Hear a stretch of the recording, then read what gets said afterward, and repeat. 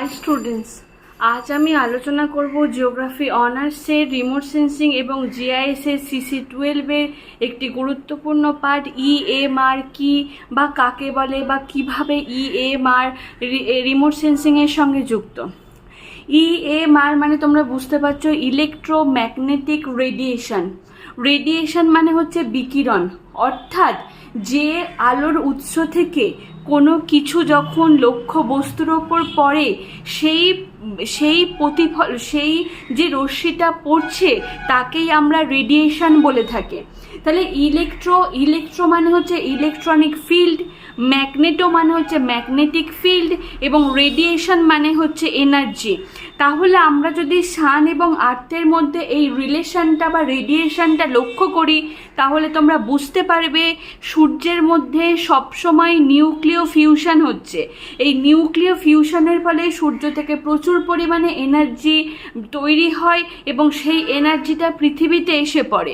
সেই এনার্জি আসার প্রসেস হলো ইলেকট্রনিক ফিল্ড, অর্থাৎ একটা ইলেকট্রন আসছে এবং ম্যাগনেটিক। আমরা জানি পৃথিবীটা হচ্ছে একটি চৌম্বক ক্ষেত্র, তাই ইলেকট্রো এবং ম্যাগনেটিক এই দুটো কাজ করে সবসময় পারপেন্ডিকুলার।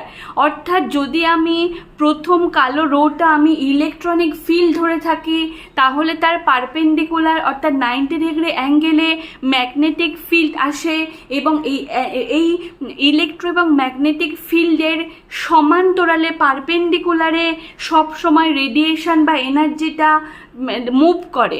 তাহলে ইলেকট্রো পৃথিবী থেকে যে রশ্মি পৃথিবীতে আসছে সেটা ইলেকট্রো এবং ম্যাগনেটিক ফিল্ড হয়ে এনার্জি হিসাবে আর্থে আসছে এবং সেটা হচ্ছে সেই লক্ষ্যবস্তুর ওপরে পড়ছে এবং সেই লক্ষ্যবস্তু যেটা প্রতিফলিত হচ্ছে সেটা থেকেই সেন্সার গ্রহণ করছে।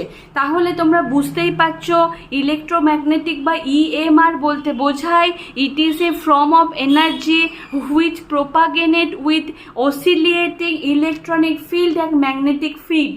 অর্থাৎ এটা আপ ডাউন করে, যেরকম আমরা তরঙ্গ দেখতে পাই কোনো সমুদ্রের তরঙ্গ মানেই সবসময় এনার্জিকে নিয়ে আসে।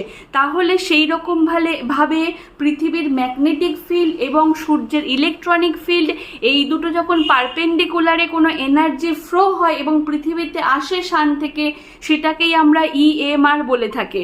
আমরা নেক্সট ভিডিওতে EMS কি সেটা নিয়ে আলোচনা করব। থ্যাংক ইউ, আজকে এত পর্যন্ত রাখলো। যদি আমার ভিডিওটা ভালো লেগে থাকে তাহলে অবশ্যই লাইক করো, শেয়ার করো, সাবস্ক্রাইব করতে ভুলো না। Thank you.